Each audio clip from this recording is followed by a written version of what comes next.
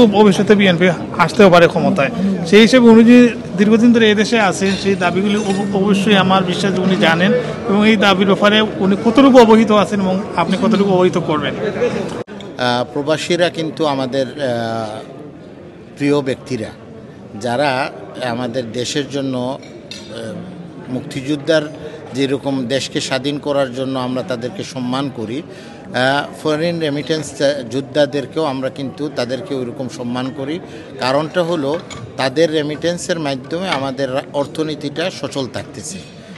এই অংশবিশেষ আপনি যে প্রশ্নটা করেছেন, আমাদের প্রবাসীদের যে দাবিগুলি, অবশ্যই আমাদের প্রিয় নেতা জনাব তারেক রহমান, বেগম খালেদা জিয়া সবসময় আমাদেরকে বলেন জনগণের পাশে যান, জনগণের প্রত্যাশাগুলি আপনারা শুনেন, জনগণের সমস্যাগুলি সমাধান করার জন্য আপনারা চেষ্টা করেন।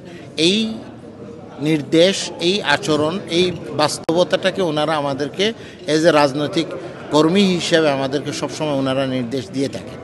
আর বিশেষ করে বিগত 15 দিন থেকে যে কার্যক্রমগুলি আপনাদের লন্ডনে যারা অথবা ইউকেতে যারা বসবাস করতেছেন, তাদের সমস্যাগুলি নিয়ে আমি ওনার সাথে, ভারপ্রাপ্ত চেয়ারম্যান সাহেবের সাথে, জনাব তারেক রহমান সাহেবের সাথে বিভিন্ন পরিবেশে ওনার সাথে কথা বলছি। আগামীতেও আরও আপনাদের যেরকম আমি বলছি লিখিতভাবে যেগুলি দেওয়ার জন্য, অবশ্যই ওনার সাথে আমি কথা বলবো এবং আপনাদের দাবিগুলি আমি ওনার সামনে তুলে ধরব।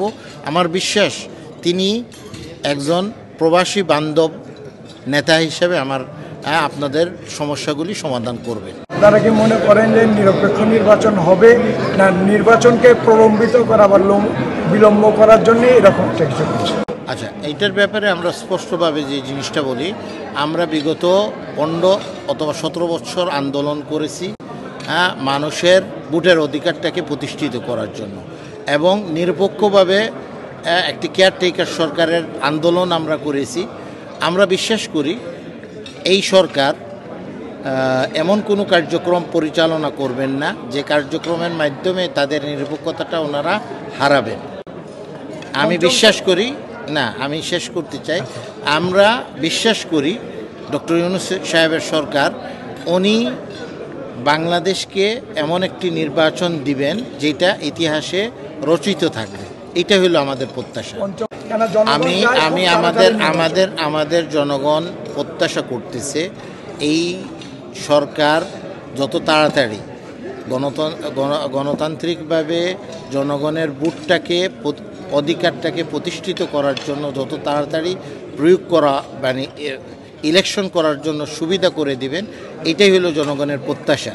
এই প্রত্যাশাটার সামনে রেখেই আমাদের রাজনৈতিক দলরা সবাই কিন্তু মনে করতেছে যত তাড়াতাড়ি ইলেকশন করাটা প্রয়োজন আছে, তাড়াতাড়ি ইলেকশন করাটা প্রয়োজন আছে।